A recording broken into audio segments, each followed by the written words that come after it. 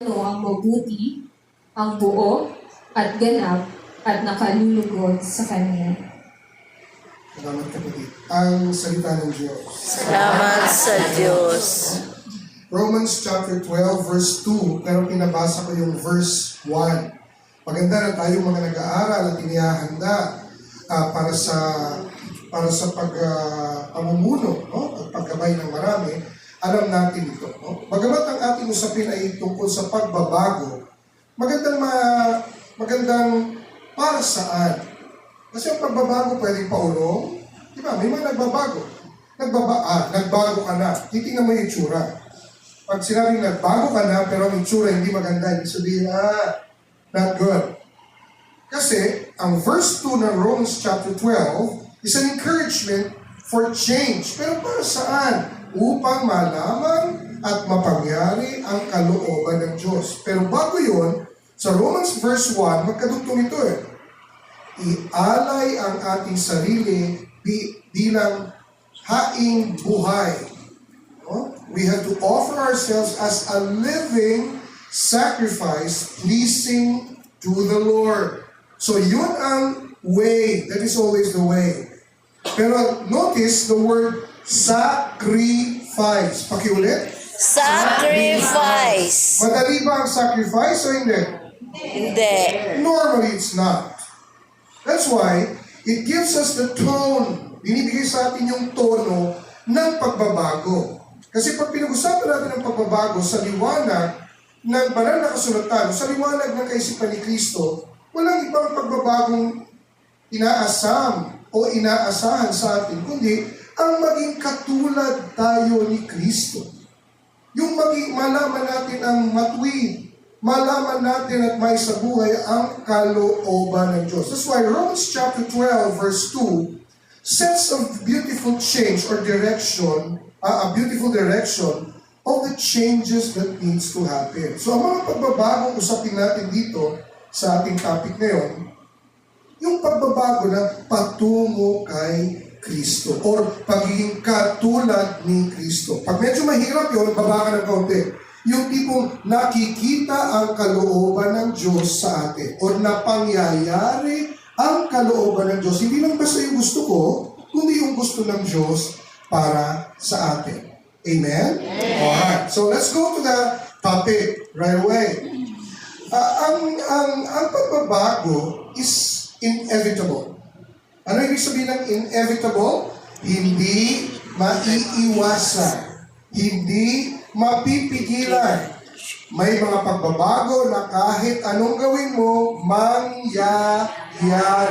Alright? That's why there are also two kinds of changes. Basically, two kinds. Yung natural, yung hindi mo kayang pigilan, at merong tinatawag na purposeful change.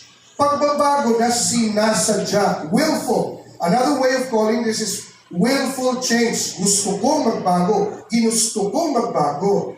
Willful, that's my will. Or purpose, kasi kailangan eh. Pero may mga things, may mga pagbabago sa buhay na natural. Huwag mong pipigilan. Halimbawa, yung paglaki o paglaki kasi, may mga tao na hindi talaga lumalaki. O yung pagdagdag ng edad. Di ba? Pagdagdag ng edad. Alright. Pero kahit pa paano, lalaki pa rin. No? Baka isang baby, ang isang sanggol, hindi lumaki, naku, may problema ka, no? Tiyanak yun. So these are inevitable changes. These are natural changes that whether you like it or not, it will happen. Like for example, after the night comes day. Right? Amen? Amen. Of course, after the day comes The night. That is inevitable. Natural. Diba? Meron akong paborito nung high school ako. Water seeks its own level. Kahit anong gawin mo, ang tubig, hahanapin niya kung saan siya pwedeng pumirmi. It will always find its natural level. So yan ang mga hindi mapipigilan. Paghaba ng buhok, mapipigil ba? Hindi po. Hindi mapipigil. Kaya naman, binibiro ko lang kayo eh. Yung Hindi po. Hoy, bakit may mga advertisement na pabagalin ang pagtanda? Pinababagan, no? So anyway, but there are purposeful change. Dalawang klase po ito, no? Alam niyo kung bakit dapat natin itong alam? Kasi maraming mga bagay na minsan nagpapahirap ng ating buhay, nagpapabigat ng ating damdamin. Kasi hindi natin alam. Akala natin. Minsan there are people who can perform miracles because miracles is a gift of the Holy Spirit, right?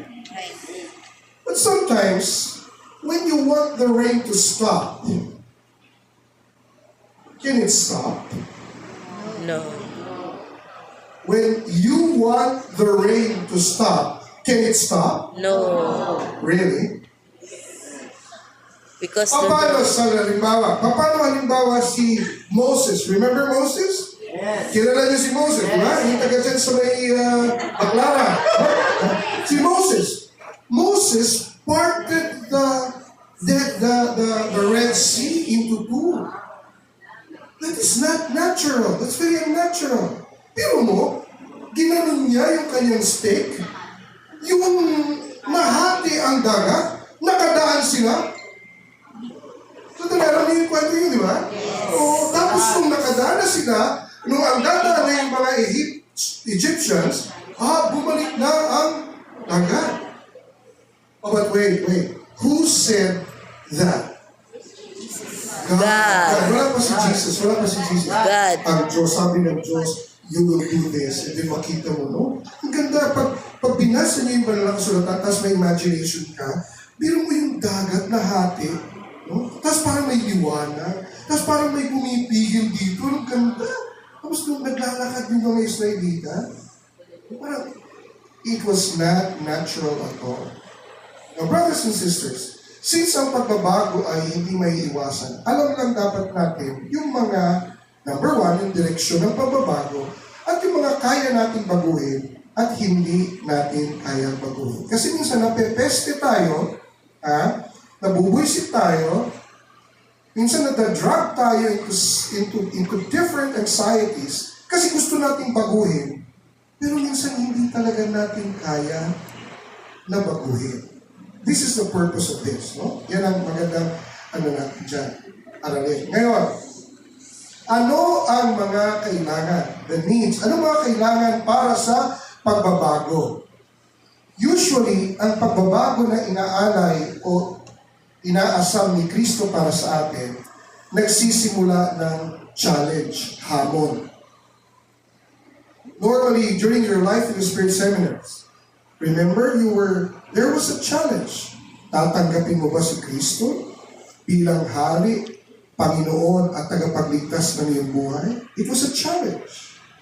And up to now, the challenge continues. Ano ba challenges sa atin? Maraming challenges sa atin, maraming hamon.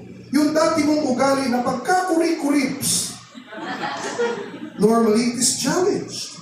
Yung dati matatakutin, normally it is challenged. When there is a challenge, normally there is a need for change. Kaya alam nyo, yung mga bata, mga kabataan, nakakatuwa tayo dito kasi ang mga nag-lead ng worship, mga bata, diba parang it's so inspiring. Doon sa Cebu, nakita ko, ang kaming mga bata, so involved. Mga bata pa, involved na sila kaagad kay Lord. Pero ang daming kabataan ngayon, way labot sa Ginoo. Way butama. Ano yung way butang? Walang pakialam. Way butang. That is why, alam mo yung mga bata ngayon, dapat isa ito para magkaroon ng pagbabago. Dapat mabigyan ng challenge. And usually, this is not only for kids, para rin sa atin ito. Normally, the tests of faith, isa sa pinakamatinding tests na dinadaanan natin, mga pagsubok sa atin, ay pagsubok ng pananampalataya. Minsan, di ba? Okay, Lord na ako! Lord na talaga ako! Sige nga, subukan kita. Normally, majority of the tests that we Christians pass through are tests of faith. Jesus, after the baptism, was tested right away. Kasi biglang bumukas ang langit, ito ang aking kaisa-isang anak na aking kinalulugdan. Tapos ang pagkatapos nun, pag pumunta ka ng chapter 4, makikita mo, challenge ka agad siya ni Satanas. Naalala niyo yung tatlo, yung sa mountain? Diba? O kung ikaw ang anak ng Diyos, gawin mo ito. Diba? Kung ikaw, kung tunay kang Kristiyano, sige nga. Normally, this is a challenge of identity. This is a challenge of faith. Kung naki-Lord ka talaga, sige nga, tingnan natin. And every day this happens, every day. Amen? Araw-araw, minsan sa sasakyan, minsan sa school, sa opisina, nagcha-challenge yan. Sa bahay. Minsan ang mga nagcha-challenge yan, yung mga anak natin. Oh, si Mama, praise the Lord, praise the Lord. Imunyuman. Tatay, dimunyuman. Ano mo mga bata ngayon, pag magsalita, laging nanonood ng TV na may mga nagmumura, matindi. These are challenges. Minsan, demonyo ka agad. Minsan, patay agad. Wala bang masama muna bago demonyo agad? This is how judgmental sometimes things can be. But these are challenges. So, pag may challenge, usually there is a call or a need for change. Number 2, calling. Calling. Minsan may pakiramdam tayo na mukhang dito ako tinatawag ng Diyos. Bakit? Naalala ko dati, nung pumasok ako ng seminaryo, hindi naman talaga ako para magpare nung una. Pumasok ako ng seminaryo kasi gusto ko mag-football. Yung seminaryo namin sa Bicol, yun ang pinakamagaling sa football.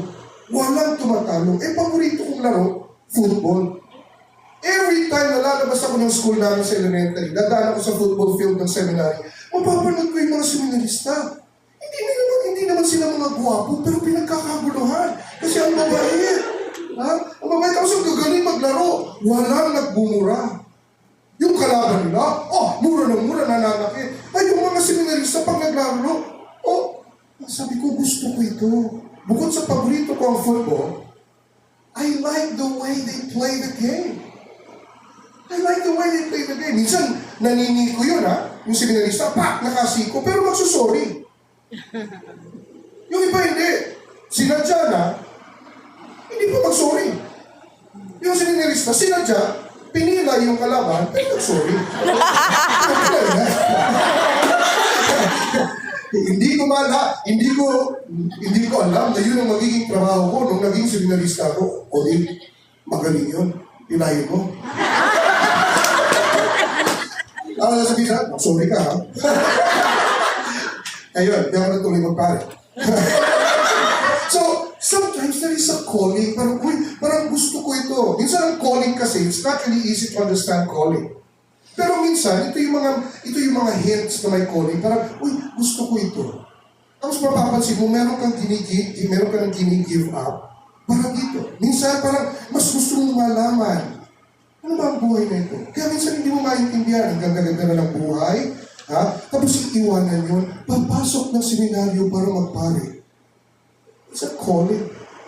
Minsan, habang lumiliwanag at lumalakas ang boses ng Diyos, mapansin mo siya, hindi na siya nakikinig sa kung ano-ano. Doon na nakikinig. Meron kayong gano'n minsan. Minsan marami kayong hamon na huwag na tayo pumunta sa Jacob's Well. Layo-layo. Ang init-init. Muulan. Makulimlim. Ano makulimlim? Gabi na. Pero hindi. Tapos minsan one time, biglang may nagsabi sa mga, saan ang mga Bible ninyo? Wala akong Bible. Tapos nag-ipon ka talaga para makabili ka ng Bible mo. Hindi ka lang hingi. Minsan yan ang mga signs of a calling. Amen? Sometimes there are things that you used to love and then you give it up for something else. These are good signs of a calling. And normally, when there is a call, there is a need for change. Huwag niyong kalimutan. Dapat merong magbago. At dapat yung pagbabago yun, pag naramdaman mo yung call, dapat willful. Alam mo yung willful? Dapat purpose. Kay-Lord na ako. Dati, nung wala pa ako kay-Lord, pagkatapos ng school, ng trabaho, happy-happy. Alamin na kung saan ang inuman, kung saan may mga mga kumuputi-putita, na mga mga ilaw, kung saan may mga bagong dating. Alam mo yung mga ganung kwento? Pero ngayon, wala na. So makikita mo, changes happen because there is a call. And while the call of God gets louder and louder, you will notice the change gets so obvious and focused. But definitely when there is a call, there is a need to change. Amen. Kaya mapansin nyo kayo, dati yung mga palamura dito, dati, napansin nyo ngayon na nandito ka na, hindi ka na masyadong magmura. Pigilin mo na. Kami sa seminaryo, maraming mga iba-iba kaming pinanggalingan. Yung mga magagaling magmura, o naka-invento ng mga salita.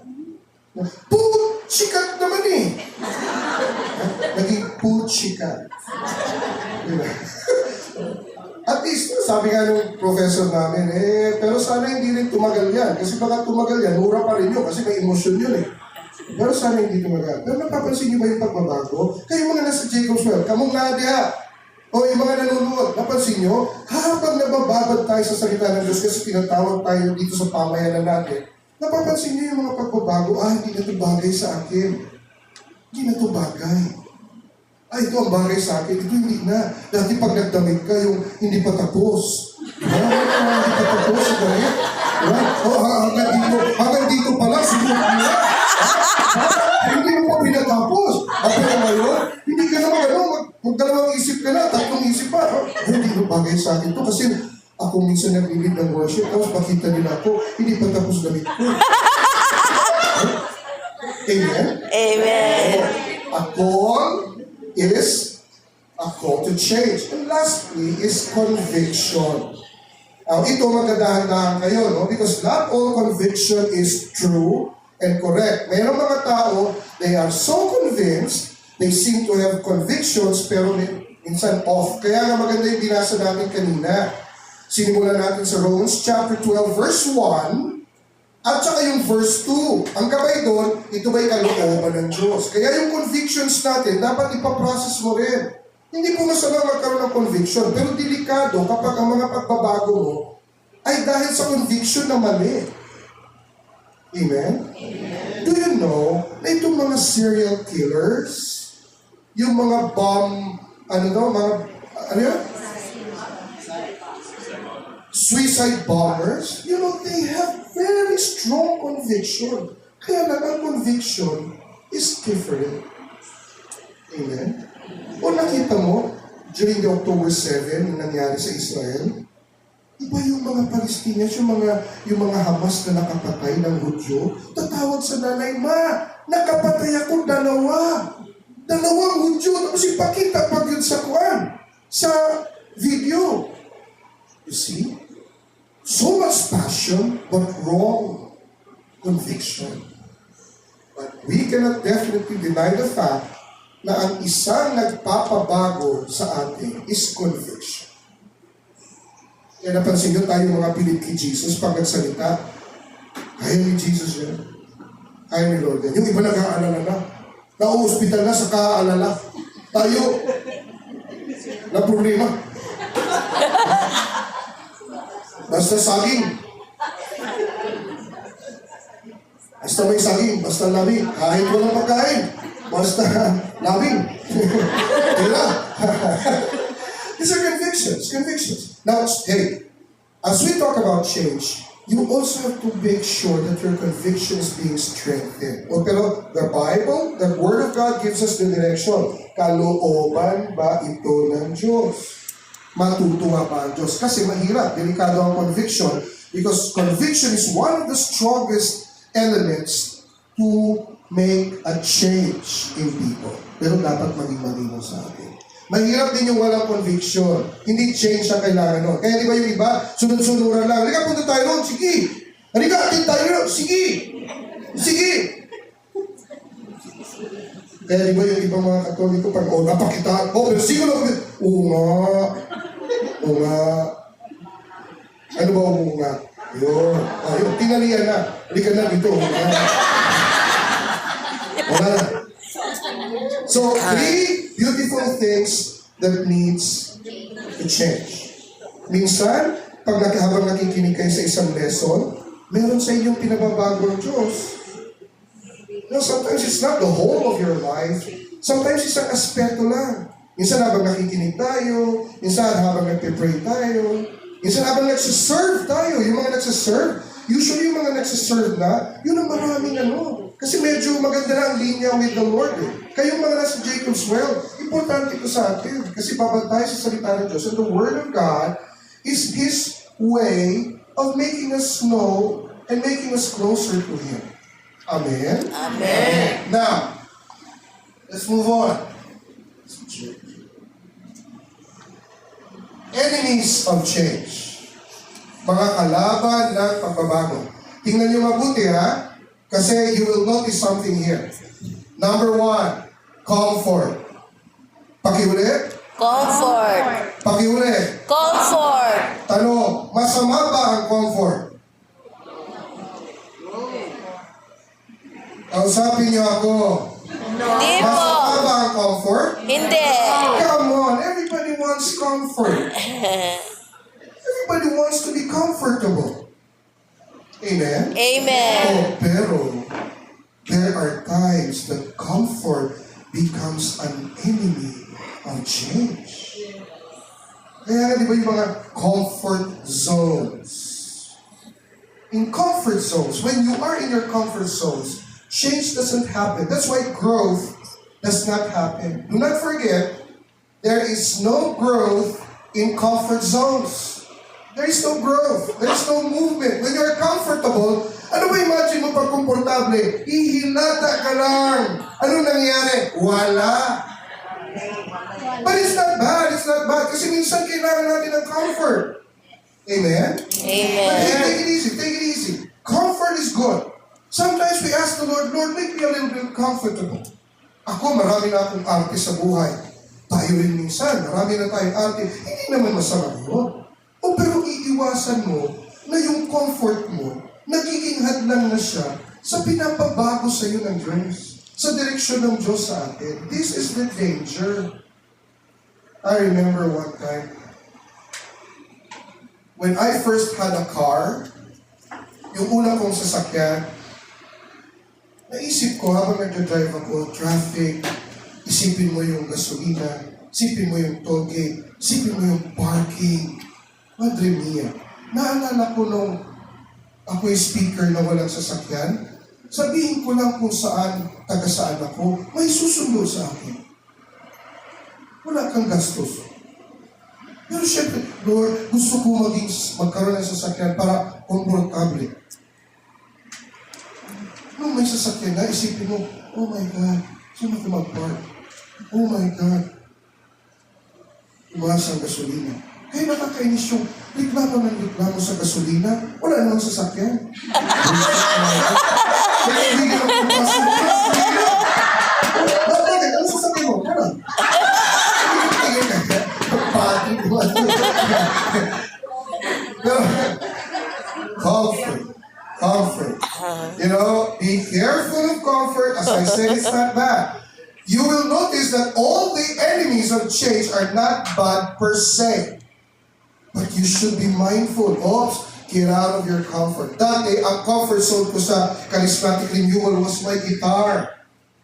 Because I love to play. I started with the music ministry. I played the guitar. I hide behind my guitar. Kasi kahit nakatayo lahat, pwede ako umupo kasi may gitara ako. Wala silang kabalo, tulog na ko. Ang katabi ko, kaya kalabit doon. Tugtog na ako, okay. Wala silang kabalo, tulog na ko.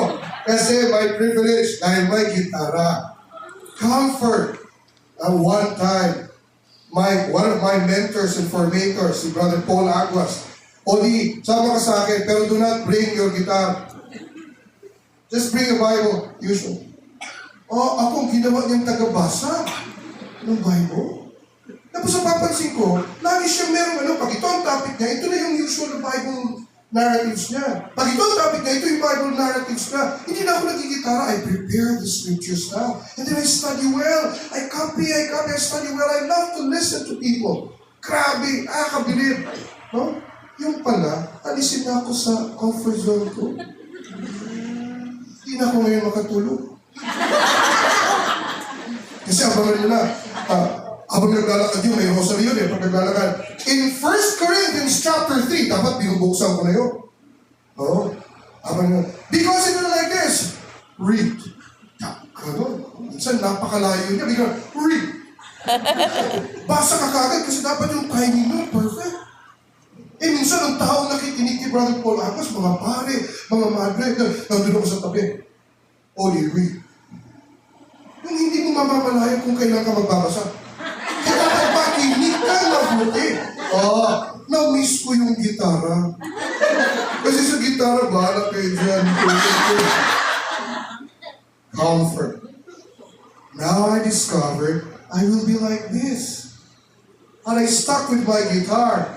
I found out, ang daming mas magagaling mag-guitar. Amen. Yung tinuruan ko nga sa community namin, mas magaling kaysa sa akin. Ang dami niyang ginagawa at hindi ko maintindihan. Ang ganda ng tunog. Paano mo ginawa yun? Huwag na, brother. Huwag mo nang asamin. Matanda ka na. Comfort is an enemy of change. It's not bad, but hey, minsan may gusto baguhin ng Diyos, hindi nangyayari kasi komportable na ako. Minsan tatawagin kayo ng ating mga elders, kayo dalawa, magsaserve kayo, di ko. Ito lang ako listener lang po. Sabi nino, pag pinikap ka ni Lord, dapat handa ka. Amen? Kaso, komportable ka na. Diba? Diko-diko, kaya yung mga diko-diko, kayo dalawa, diko-diko. Ang masakit doon, dadagdaga ba siya, no? Bakit ka? Mga musok ministry. Careful of comfort. Number 2, contentment. Another thing, contentment in the religious teaching is a virtue. It is a virtue. You can Google it. No, in theology, contentment is a virtue. Yung maganda itong virtue na makontento ka kung ano ang meron. Pero sandali, pag kailangan ng change, dapat hindi ka makontento. Kaya minsan makakarinig kayo ng mga preachers at mga leaders, kay Lord, hindi pwede na yan. Dapat the best lagi para kay Lord. Have you heard that? Amen. Of course. Why? God deserves the best. Pero yung iba, porque kay Lord, pwede na yan. Kontento ka na dyan. Pag sa opisina, may pandik lang, nagmamadali ka, yung itsura mo, grabe, ayos na ayos. Pag pupunta ka sa kasalan, hindi ka naman ninong. Hindi ka naman ninong, grabe ka mag-ayos. Pero pag pupunta ka sa misa, kung ano lang ang suotin mo, bastos na ito. Do you understand what I'm saying? Amen. Importante ito sa atin. This is a continuous challenge. Sometimes, this is where this kind of virtue, actually it's not a virtue, that we need to change, no? Minsan, pag nakokontento ka, nagiging kalaban yon ng pagbabago.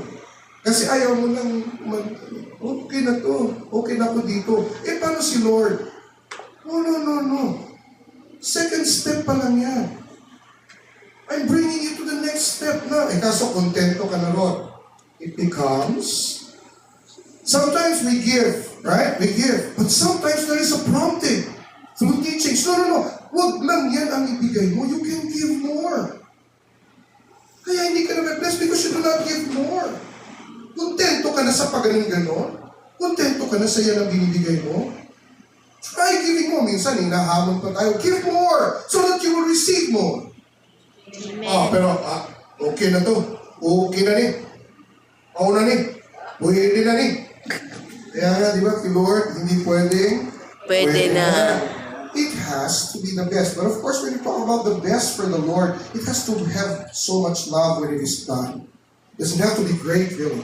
But it has to have great love when it is done. Amen? Amen. Another enemy of change is confinement. Ano ba ibig sabihin ng confinement? Dito lang ako. Confinement normally points to area. No, a place. When you're confined, You're enclosed. You're enclosed in a certain place. Diyan ka lang gagalap. Hindi po masama ang confinement. Pero, nagiging kalaban ito ng pagbabago at nakalooban ng Diyos minsan. Maraming kwentong ganito sa Biblia. Di ba? Naalala mo sino nga yung kinain ng balyena? Si Jonah! O, makikita niya yung tatlong yan. Dito lang ako. Jonah go to Nineveh. Nineveh. Okay kami dito eh. Diba? Sumakay siya ng barko, papalayo ng Nineveh.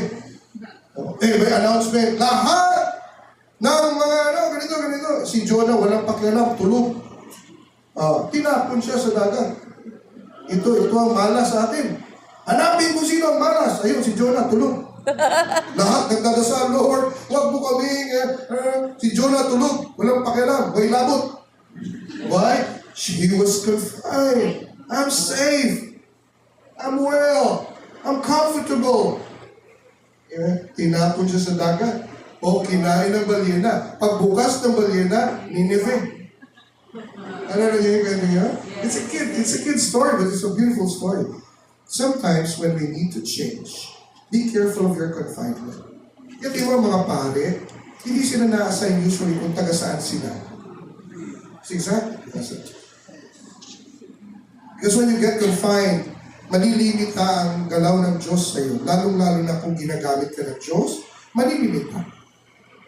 Kaya nakakatuwa kami mga preachers, sila brother Rene, some of us, we go places. So it's beautiful that nagsimula dito sa Pasay, ngayon marami na, if you will be confined, dati ganun ako eh. Ayoko ng malaking community, takot ako eh.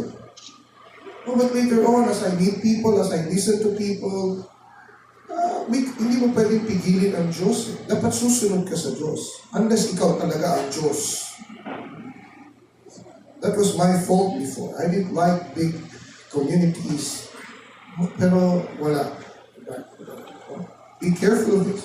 Napansin niyo yung tatlo, hindi po sila masasama. By themselves, they're actually virtues. They can call them virtues. So, kailangan. Pero, nagiging kalaban sila ng pagbabago kapag patungo tayo at gusto ng Diyos mapangyari ang kanyang kalooban. Alright? Now, considerations for agents of change. Sino ang agents of change? Tayo. Amen? Tayo yung mga ahente ng pagbabago. No? Number 1, dapat generous tayo. Bawal ang corrupts. I just came from a short vacation with my family. Sa airport, napansin ko yung pinapanood ng aking dalawang dalaga ay yung hearing sa quad sa YouTube. Tapos nandun si VP Sarah. So sabi ko,